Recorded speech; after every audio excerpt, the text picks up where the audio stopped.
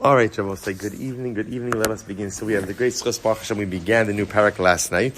So we are picking up tonight. We're on Daf Yud Ches. So just to remember a little bit, just to reorient ourselves a little bit with the Gemara. So the Mishnah has talked about the idea of Misha Meisel Mutal Afanav, that someone ultimately again who has the corpse, literally again of a relative, right in front of him. So the Mishnah said in that case he's pata from Kriyas Shema, from Tefillah, from Tefillin, from all the mitzvos. So the Gemara pointed out an interesting idea that the Mishnah makes it sound like it's only Misha Mesa Mutal. That literally, again, the corpse is right there, right in front of the individual. Yet the Gemara brought a contrasting brisa, and the brisa that the Gemara brought out seemed to indicate that halacha l'maisa, even if the mace is not exactly right there, a person is still patur. Let's pick up on 18a. So it's kind of like in the middle of the brisa. So the brisa says, "Ve'in mavarchan Allah, ve'in mezamnin Allah, v'pater mikriyas shema min atfila, u'min atfilin we call mitzvos ha'amuros batorah."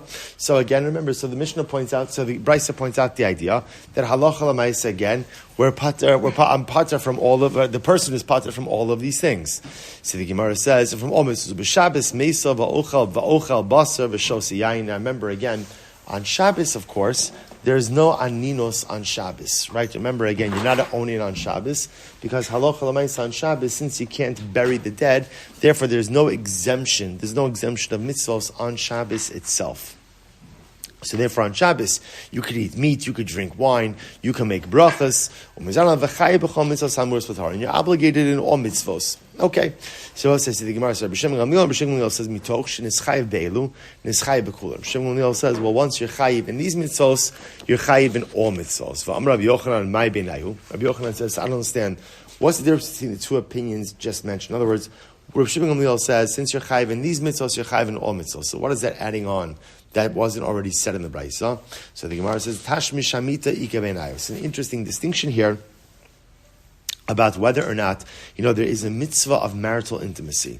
So the question specifically again, when a man's wife goes to the mikvah, so upon coming home from the mikvah, there's a mitzvah of intimacy. So here's the interesting shayla. So what happens if halacha l'maisa, so mikvah night is Friday night. So now again, halacha l'maisa is the husband, quote unquote, obligated or permitted really in intimacy. So according to the Tanna Kama, the answer to that would be no. In other words, that when we say that there's no aninos, you can't be an onin on Shabbos, what that means is externally you keep all of the regular mitzvahs, all the obligations. But certain private matters, for example, intimacy, those restrictions and prohibitions would still apply. Rabbi Shimon Gamliel says, no, once there's no aninos on Shabbos, that means that what? That everything is permitted. This means you could eat meat and you could drink wine, so intimacy is permitted as well. So that's machlokes. We'll say, interestingly enough, this is literally the topic we just did. We're doing this now in Smichas Chaver. We just did this halacha last night. So just from a halacha l'maisa perspective, you should know the way it works is like this. There is no aninos on Shabbos. So therefore, again, if a person, let's say again, the example I gave yesterday was, we have Ruvain.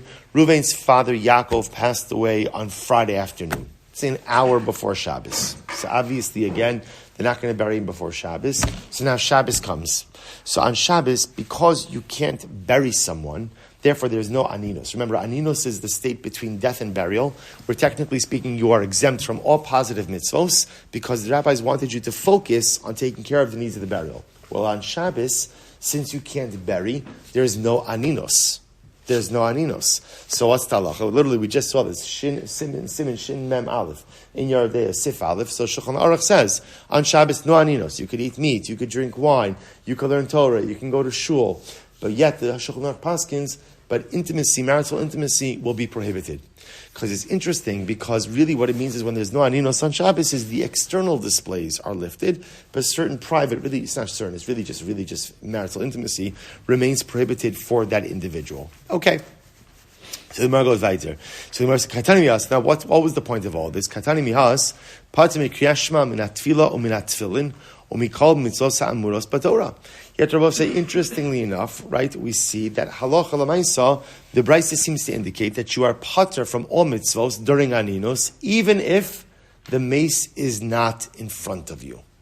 That's the point, right? From the Mishnah, it sounds like that the exemption from positive mitzvos is literally when I'm in the presence of the deceased. The brisa seems to indicate that even if I'm not in the presence of the deceased, the exemption still applies. So how do we reconcile this? Amar Papa, Tirgama Amachzir Panava Olcha. Papa said maybe he's talking about a case where ultimately, again, you turned your back. Like we saw in the Braisa, that Halacha L'Maisa, as long as you're not facing the mace, ultimately, again, you can engage in certain activities. Maybe that's the Mishnah is talking about. Ravashi Amar, Kevan Shemuta Alav L'Kovro, Kimuta L'Fanav Dami. Now, Ravashi, and here's the answer we operate with. When the Mishnah says, Misha Mesa Muta L'Fanav, when someone lost a loved one, right, for whom they are obligated to mourn, and the deceased literally, again, is in front of the person, Muta L'Fanav does not have to mean literally in front of the person. What does Muta L'Fanav mean? The responsibility is upon the individual. It doesn't really matter where the deceased is located. So whether the deceased is literally in the same house with the mourner, or whether the deceased is somewhere else. If I am the person who has the responsibility to coordinate for the burial of this relative, of this loved one, then I am in aninos, even if I'm not in the same space, ultimately, again, of the corpse, of the deceased. That's the halacha. And mostly that is halacha l'maisa shneimar. It's actually very beautiful. The Gemara says, Vayakam Avram me'al pnei meso. By Parshas Chayei, after the death of Sarai, the Torah says, and Avram stood up. Avram got up from in front of his dead. It's referring to Sarai Imenu.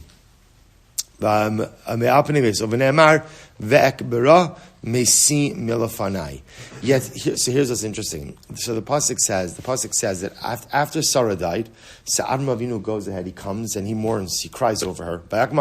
So he gets up. After he gets up, he goes to Ephron.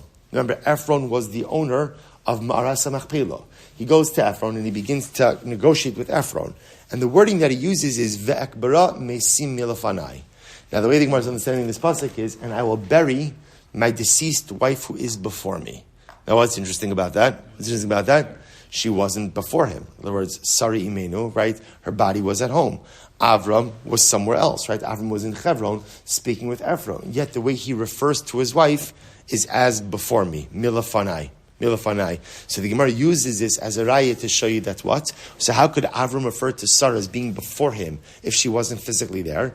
Because since the responsibility to care for her burial ultimately, again, was upon him, it was as if she was physically before him. So therefore, again, if we come full circle, when the Mishnah says, Misha Mesa Muta L'Fanav, that someone whose deceased relative is before them, and that person, the relative, is exempt from all positive mitzvos, it doesn't have to mean physically before them, but rather it means, I guess for lack of a better term, we'll call it is logistically before them.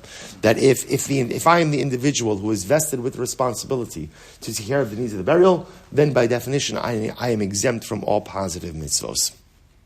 Beautiful. But say, it's an interesting idea also. There's a good like shalom bayis, nugget in this as well. That's what Avram Avinu says, Ve'ekbara mesim yelafanai. Perhaps Avram Avinu was saying is, you know what the secret to a beautiful and loving marriage is? I have no idea. But what I would tell you is, something interesting to contemplate is your spouse always on your mind?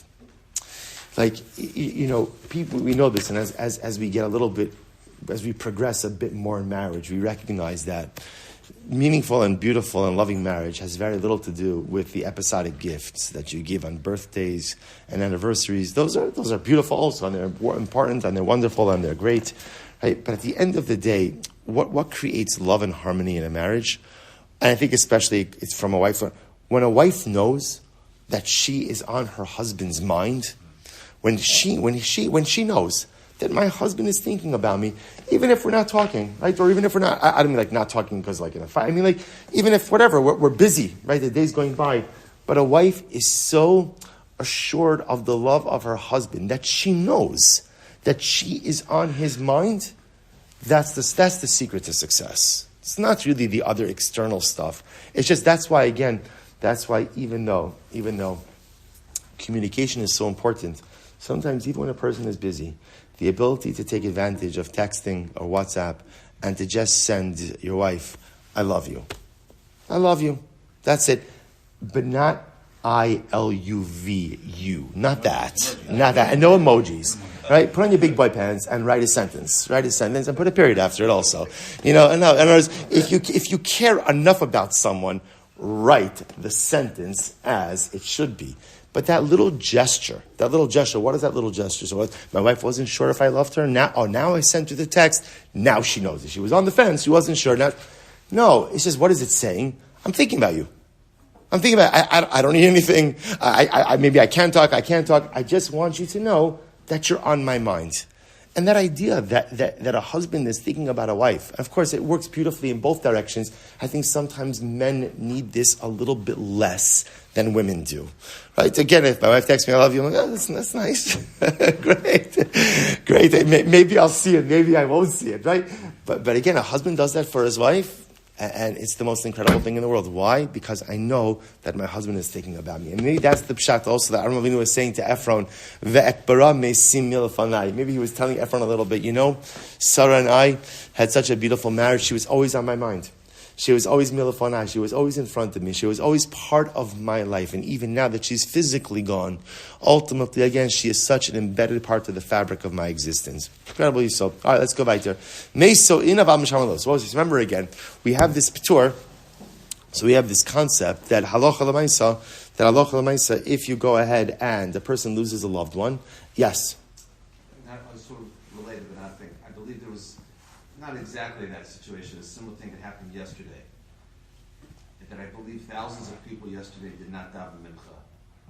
Because at the Levaya yesterday, they started before. Right, it went for 4 hours. Until late afterwards. Right.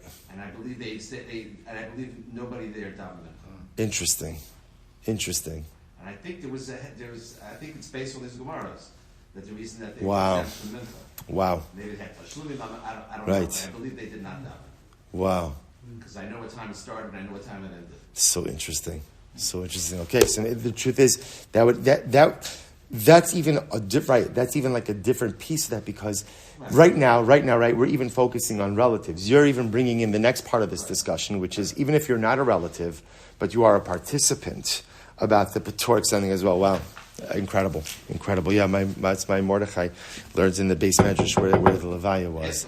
Yeah, I should ask him. I didn't even think about that. He told me that the Levaya was over 4 hours.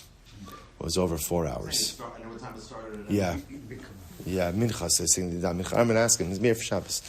I'll ask him. Okay.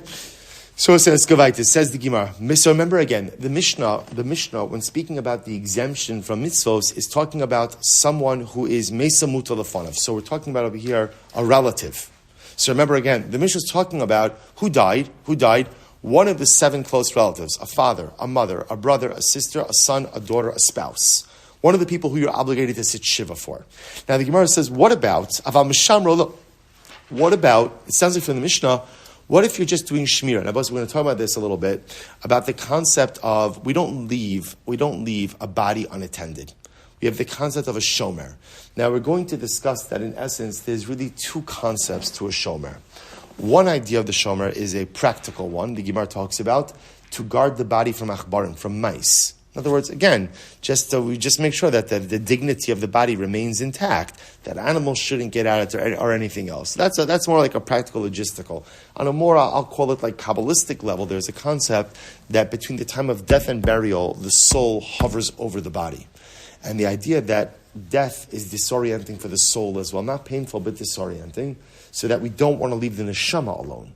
So because we don't want to leave the neshama alone, ultimately, again, we have shmira. So what's interesting about this is as follows. What's interesting to really think about this is as follows. That it sounds like that the exemption over here is only for someone who lost a relative, but not for someone who, I'll use the word guarding, who's being a shomer for the body. Yet the Gemara says, Vatanya, we learned, Hamashamar es hameis, if one is doing shmira, right? So again, if you've ever had the opportunity to perform this mitzvah, it's a very overwhelming and sombering mitzvah. Ultimately, and so if one is going ahead and literally watching over the dead, even if it's not your relative, ultimately you're exempt from all mitzvahs. which is interesting. So even if I'm watching over someone who's not my relative, right? I'm just doing a chesed. I'm volunteering to do shmirah, right? At the end of the day, I'm also potter from all mitzvos. So the Gemara says, "Mishamro afapi she'eno meso, meso afapi she'eno mishamro." So the Gemara says, you're right. In fact, there are two levels of exemption. What are the two levels of exemption? If you're a shomer, if you are watching over the deceased, even if the deceased is not your relative, you're exempt. Conversely, if the deceased is not your relative, even if you're not watching over him or her, you're exempt as well. So exemption comes in two forms. Either when it's an immediate relative whom I'm obligated to mourn for, because I'm obligated to mourn for them also, Berachos, I'm obligated to take care of their burial logistics. So because I'm going to be patur from all mitzvos. On the other hand, even if it's not my relative, but I'm sitting there with the body, I'm doing shmirah, I'm also exempt from mitzvos. Very interesting idea. Okay, well, we're going to go further on that. So the Gemara says, Mesu mishamra in avamahal besak varaslo. So furthermore, if it takes a little bit further, it sounds like, okay, so now there are two layers of exemptions. Either the person who passed away is one of my 7 close relatives, or I'm watching over the body, I'm a shomer. But it sounds like if I'm walking through a cemetery, I am obligated in mitzvos. But we learned, Vatanya, lo yahalich adam bebeis hakvaras utfilin berosho v'sefer Torah b'zra v'korei. V'im osekein, so we'll say a person shouldn't walk through the cemetery with his tefillin on his head, or a sefer open, a sefer Torah, or any sefer open, learning from that sefer. And if you do so, over mishum loig l'rash cheref oseu. So literally again, the pasuk that means loig l'rash means one who goes ahead and disparages or makes fun of a pauper, ultimately again blasphemes his creator. In other words, they will say, can you imagine going over to a poor person and saying, oh my gosh, this wad of cash is really weighing me down. I wish I didn't have so much cash in my pocket, right? So obviously someone who does that is incredibly insensitive to the plight of the pauper. We'll say, what's the scariest part of death? The scariest part of death is not the cessation of life. We believe in Olam Haba. I believe in the world to come. The scariest part of death is that you can no longer do for yourself. Literally, your assets are frozen. So whatever I have accumulated, whatever I've accomplished during my time in this world, that's what my soul has to subsist on for all eternity. That's the scariest part of death.